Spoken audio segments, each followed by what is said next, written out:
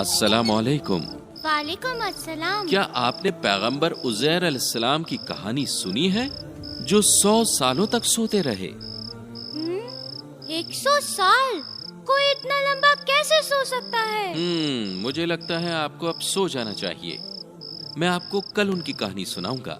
نہیں ابو، میری نیند اڑ گئی ہے، میں اب کہانی سننا چاہتا ہوں، بتائیے نا ابو۔ کیا یقیناً؟ یقیناً، میں سو نہیں پاؤں گا جب تک میں اس پیغمبر کی کہانی نہ سن لوں۔ 100 سال تک سوتے رہنا بے حد حیرت انگیز ہے۔ ٹھیک ہے، انشاءاللہ میں آپ کو پیغمبر عزیر علیہ السلام کی کہانی سناؤں گا۔ اب غور سے سنو۔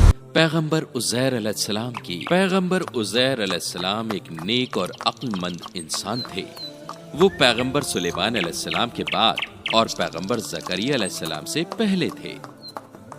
ایک دن ہمیشہ کی طرح پیغمبر اپنے خچر پر اپنے کھیت کا معائنہ کرنے جا رہے تھے۔ دوپہر تک وہ ایک چھوٹے سے شہر میں آ گئے جو بہت پہلے برباد ہو گیا تھا اور اب وہاں کوئی نہیں رہتا تھا۔ وہاں صرف ڈہ گئی عمارتیں، دھول بھری دیواریں اور بہت ساری انسانی ہڈیاں یہاں وہاں بکھری پڑی تھیں۔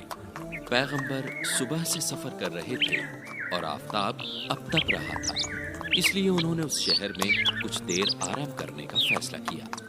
وہ اپنے کھچر سے نیچے اتر گئے اور ایک درخت کے نیچے بیٹھ گئے۔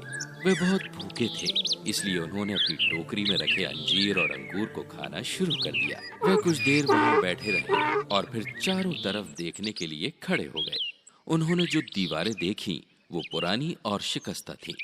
انہوں نے سوچا کہ وہ کبھی بھی نیچے گر سکتی ہیں۔ انہوں نے چاروں طرف پھیلی ہوئی انسانی ہڈیوں کو دیکھا۔ یہ دیکھ کر پیغمبر نے تعجب سے کہا، اللہ تعالیٰ اس شہر کو پھر سے کیسے زندہ فرما پائیں گے؟ جب اللہ تعالیٰ نے ان کی یہ بات سنی تو انہیں غصہ آ گیا اور اللہ نے پیغمبر کو اپنی طاقت دکھانے کا فیصلہ کیا۔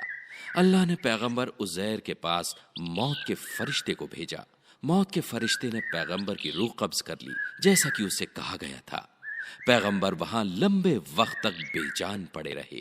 ایسا کہا جاتا ہے کہ پیغمبر تقریباً 100 سال تک بے جان پڑے رہے، اور اس بیچ پیغمبر کے خچر کی بھی موت ہو گئی، اور ان 100 سالوں کے دوران بہت سی چیزیں بدل گئیں۔